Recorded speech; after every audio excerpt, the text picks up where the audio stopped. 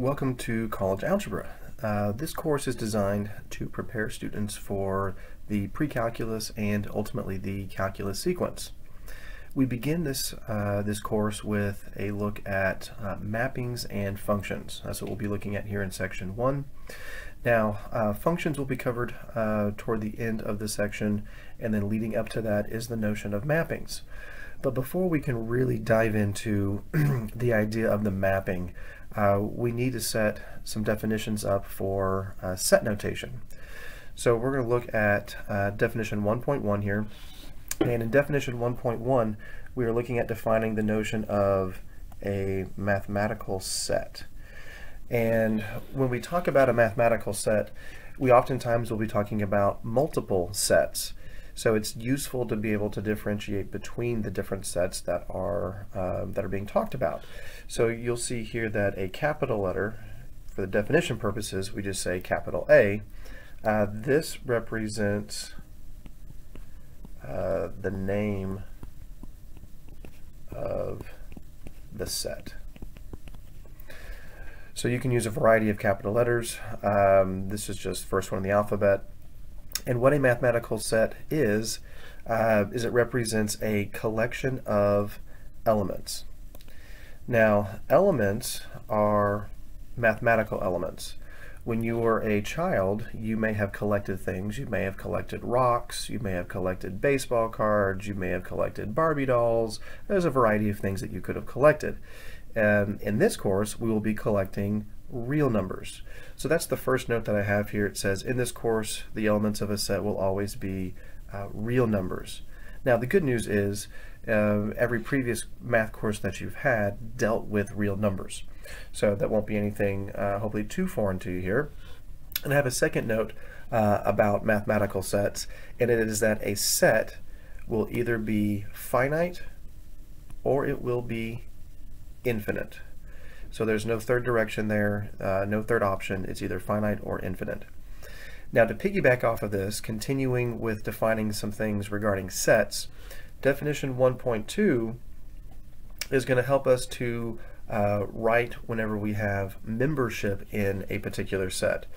So part 1 of this definition, 1.2, says if an element X is in a set A, we write the following.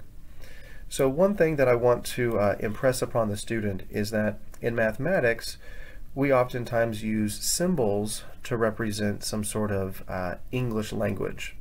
So there's this symbol here, this interesting looking E symbol, and that has a English translation. Now first, I want to help you to understand how to be able to draw this on your own.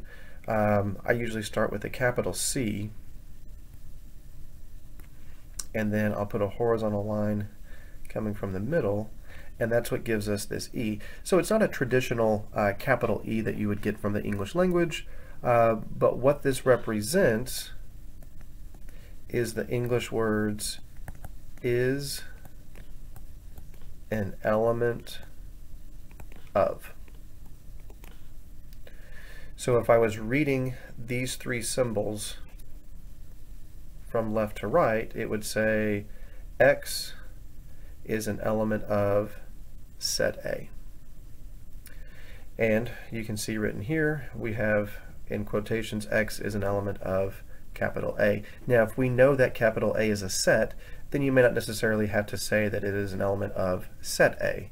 But certainly if you wanted to insert the word set there, it wouldn't be incorrect.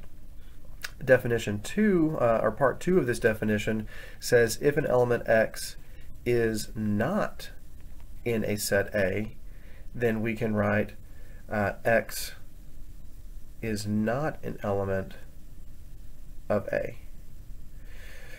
So really all we've done here is taken this this is an element of symbol, and we've added a negation. So this is known as a negation. Now, just as a side note, you should be familiar with the idea of negation. If I was to go and show you this symbol, that's the is equal to symbol. But as soon as I put a negation through it, it now becomes is not equal to. So that same concept of the slash being negation does apply to the element of symbol as well.